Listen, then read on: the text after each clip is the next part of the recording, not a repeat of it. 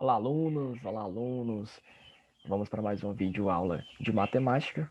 Professor Pedro Paiva aqui com vocês. Bom, gente, hoje vamos conversar sobre frações equivalentes, ok? Então, eu vou aqui compartilhar minha tela com vocês.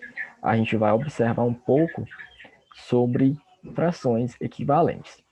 Como vocês podem observar, já preparei aqui o material para a gente. Então, a gente tem aqui, ó, quadrados, certo? Perdão, os desenhos.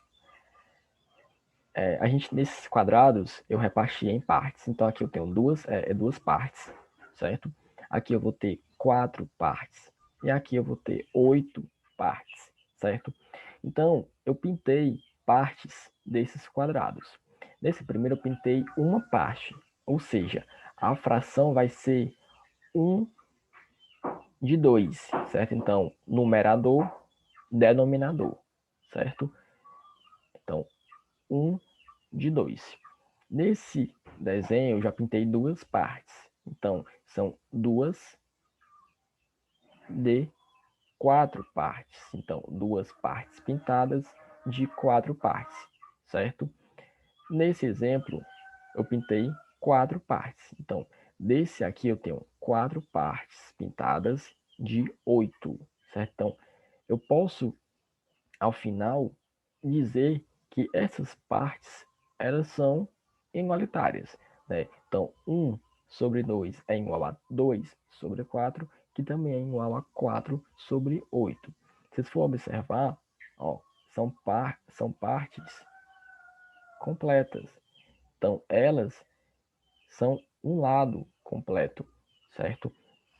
Então, a gente consegue identificar isso. Então, aqui eu tenho 1 de 2, então é metade, né, do todo. 2 de 4, também a metade do todo. 4 de 8, também a metade do todo, certo?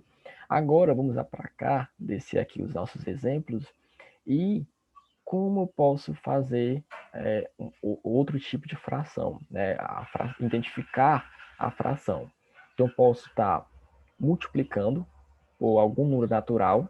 Claro, a gente sempre utiliza como primeiro o 2, né? Então tem que ser um número diferente de zero, claro, mas também a gente não vai colocar o 1, porque seria a mesma fração, né? Porque aqui, nesse exemplo, eu coloquei 2 sobre 3.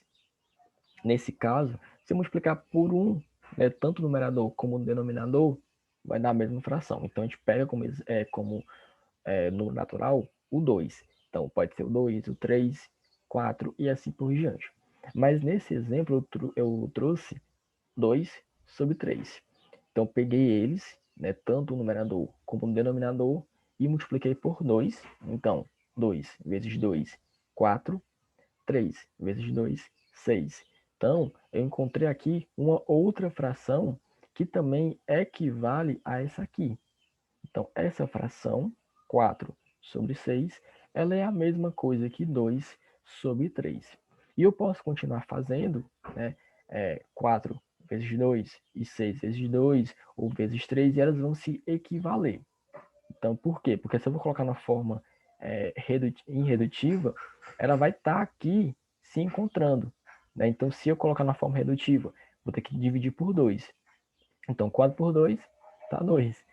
6 por 2 vai dar 3, certo? Então, elas se equivalem, né? Então, essa equivale a essa, assim como essa equivale a essa, ok? Lembra que eu posso continuar aqui a multiplicação por 2, ou por 3, por 4, enfim.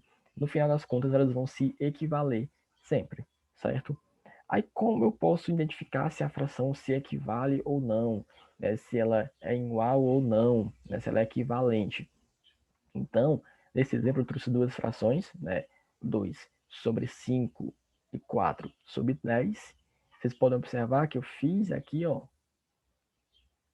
a multiplicação. Então, 2 vezes 10 dá 20. 5 vezes 4 também dá 20. Ou seja, elas são equivalentes, são frações equivalentes. Só que sair, por exemplo, se aqui eu tivesse um 11, né? Um exemplo aqui, se eu tivesse 2 sobre 5 e 4 sobre 11. Então, 2 vezes 11 daria 22, né? 22. E 5 vezes 4 daria 20. Puxar bem aqui o 2. Pronto, 20. Ou seja, seria uma fração diferente e não equivalente, certo? Então, é isso que a gente vai ver nesse vídeo de hoje, né? Que vocês conseguiram identificar frações equivalentes, algo que a gente é simples, dá para compreender. Caso não tenham dúvidas, né, podem assistir novamente o vídeo, né, dar aquela pausa, coloca no caderno, escrevam e vocês vão conseguir compreender melhor. Ou, se as dúvidas permanecerem, deixem comentários no vídeo, né, que a gente vai estar sanando essas dúvidas posteriormente, ok? Então, gente, um abraço, fiquem bem e se cuidem.